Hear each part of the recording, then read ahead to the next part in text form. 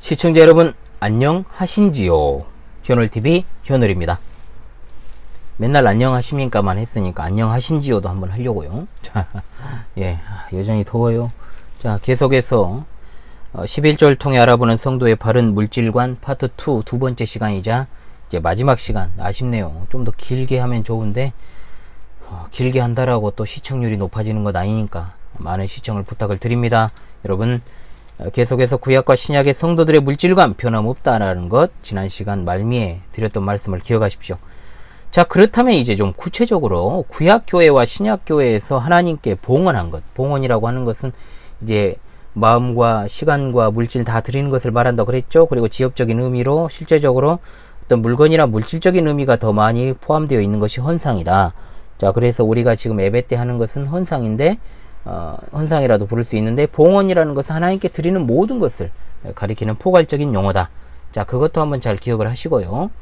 자, 그래서 구약교회와 신약교회에서 하나님께 봉헌한 것이 어떻게 사용되는지, 한번 사용 출처가 어땠는지 한번 간략하게 살펴보겠습니다.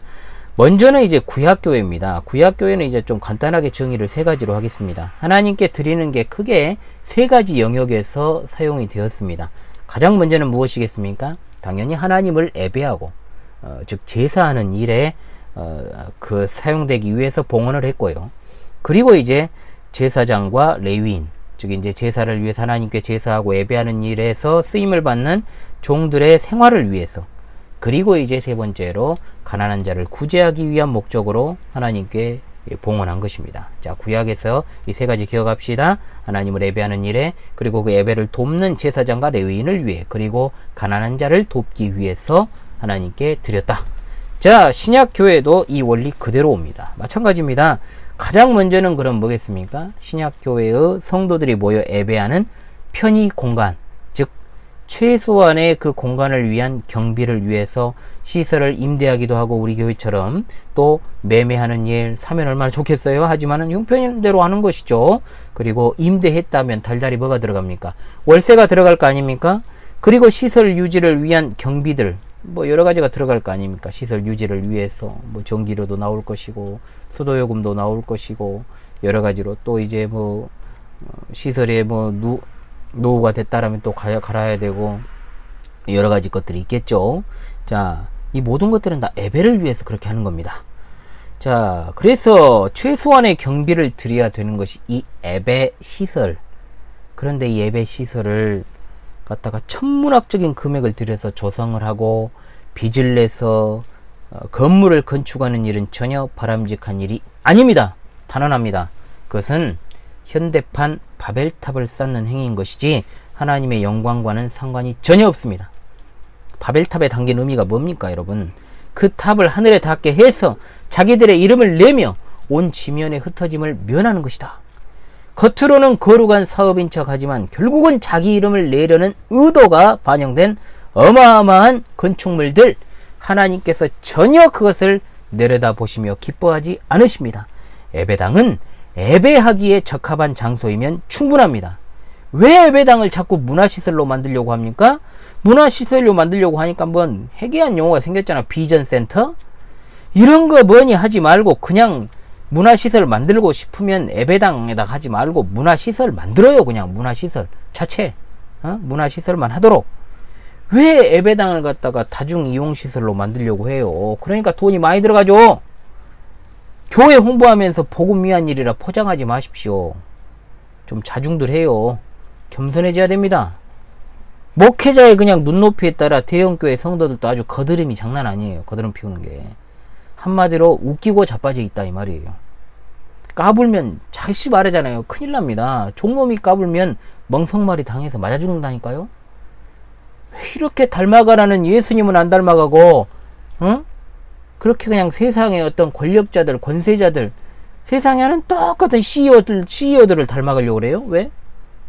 그리고 왜 성도들은 예수님은 안 닮아가고 목사의 허세를 닮아갑니까?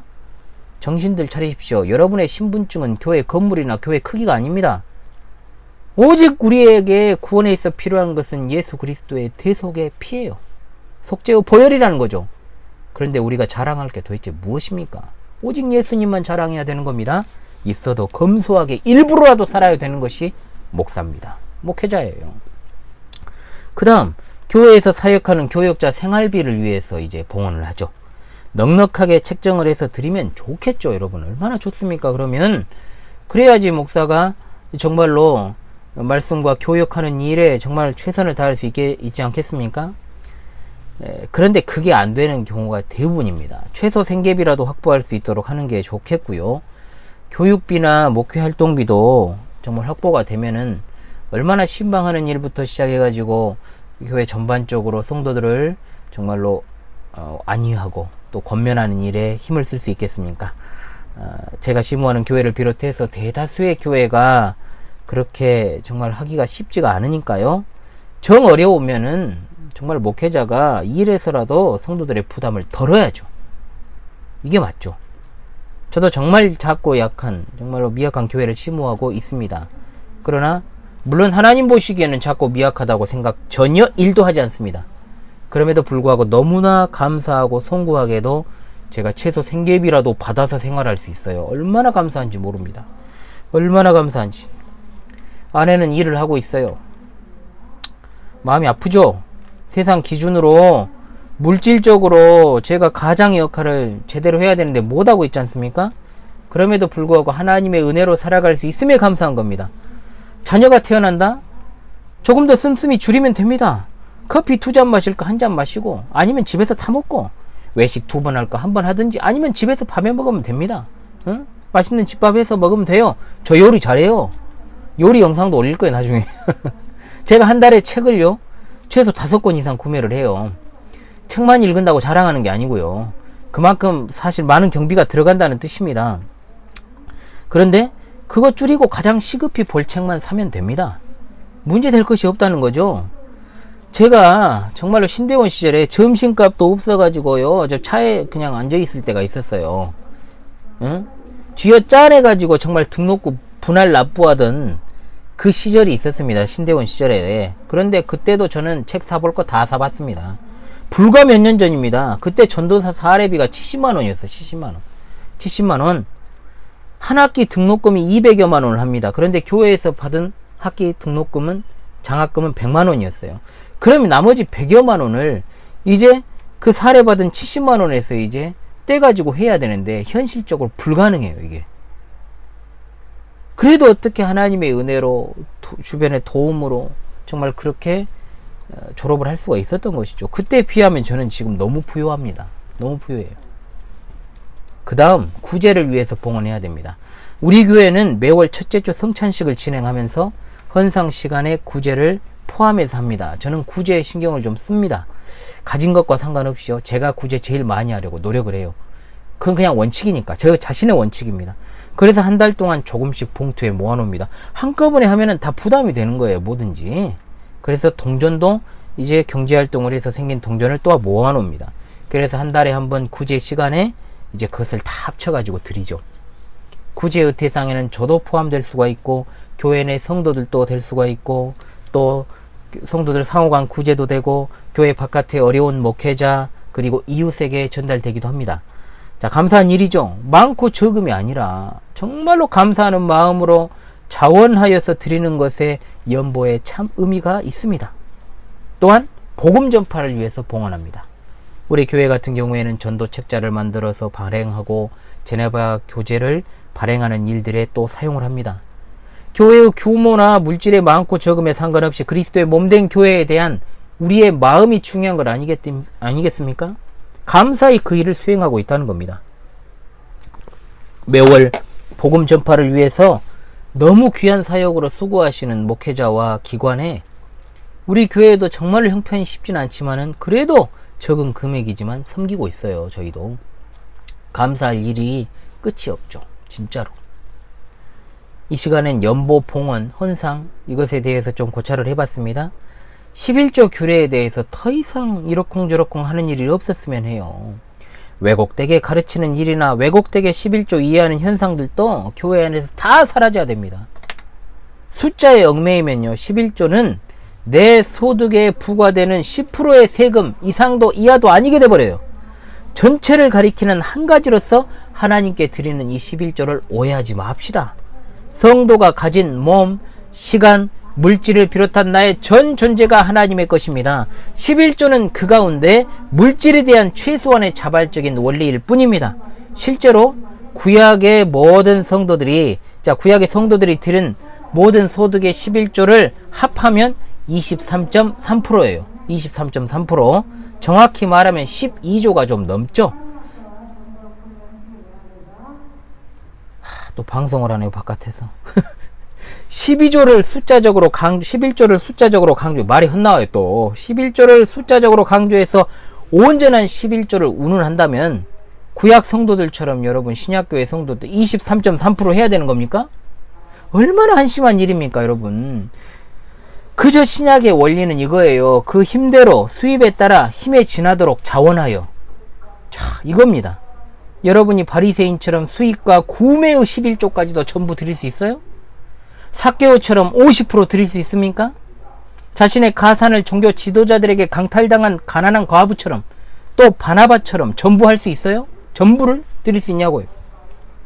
액수나 퍼센티지가 아닌 11조가 가지고 있는 신앙의 본질을 알아야 된다는 겁니다. 본질.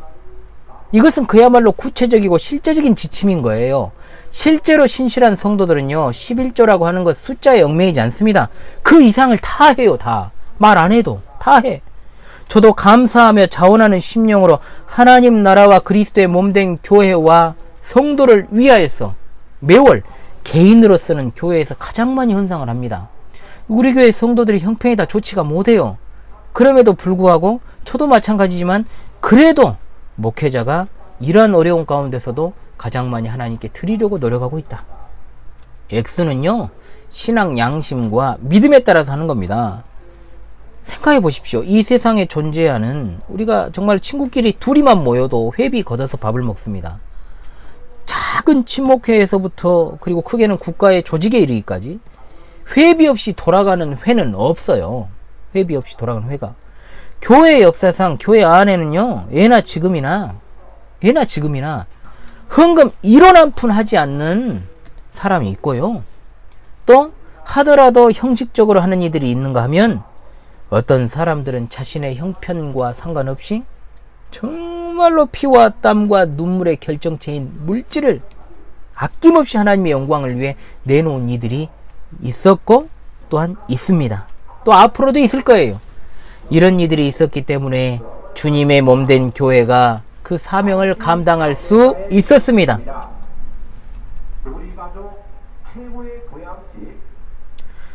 우리 가족 최고의 보양식은 하나님의 말씀입니다. 자, 이런 이들이 있었기에 정말로 주님의 몸된 교회가 그 사명을 감당할 수 있었습니다. 그러므로 저는 항상 이 하나님께 헌상하는 기도를 하면서 사랑하는 성도들의 피와 땀과 눈물이 어려 있는 이 헌상에 담겨져 있는 가치가 정말로 소중하니 하나님 받아주옵소서. 그러므로 단 1원이라도 헛되게 쓰이거나 낭비되지 않게 하여 주옵소서. 하나님을 두려워한다면요, 하나님의 소유인 것에 대해서 결코 함부로 쓸 생각을 못하는 겁니다. 다시 말하지만 현대 교회의 어마무시한 건축물은요, 결코 하나님의 영광을 나타내지 못합니다. 교회가 복음 전파 외에 주변 사업 과도하게 하는 것, 복음을 위해서 한다고 하지만 그거 하면 안 됩니다. 재물을 쌓는 거 하나님의 심판을 자초하는 일임을 잊지 마십시오.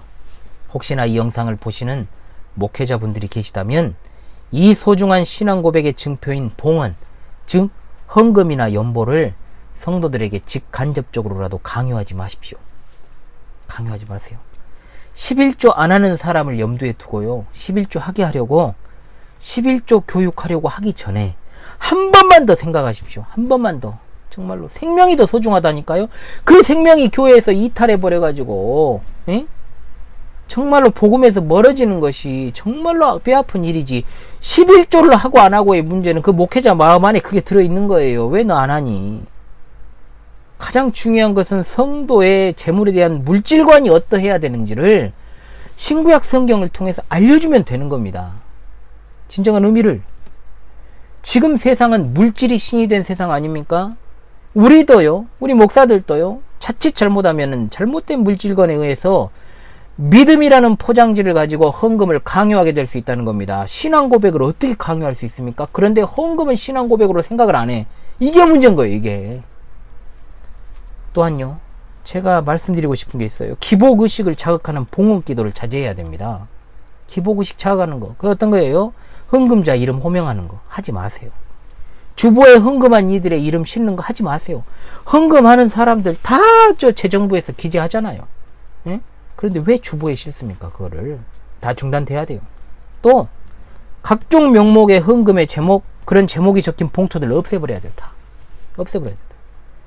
11조에 담긴 봉헌과 연보의 의미를 잘 알아서 하나님의 영광을 정말로 잘 드러내는 하나님의 소유된 그분의 백성들이 될 수 있기를 바랍니다. 아울러 11조나 헌금에 대해서 정말로 오해하고 있던 많은 부분들이 작게나마 이 영상을 통해서 해소되었기를 정말로 간절히 바랍니다. 자, 지금까지 정말로 4번의 강의 시청해 주셔서 감사하고요.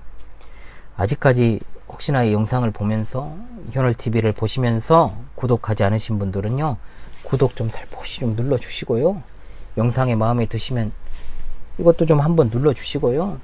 또 만약에 알람을 설정하시잖아요. 그럼 새로운 영상이 업로드 될 때 제가 주중에 그래도 못 올려도 2-3번 올리거든요. 빠르게 또 찾아보실 수가 있게 됩니다. 우리 성도들 또 알람 설정 다 했는가 모르겠어요. 우리가 열심을 내야 할 것은요, 멀리 있지 않습니다. 여러분에게 가장 의미 있고 가치 있는 시간이 현월TV를 통해서 가질 수 있게 될 것을 저는 믿어 의심치 않습니다. 시청해 주셔서 참으로 감사합니다.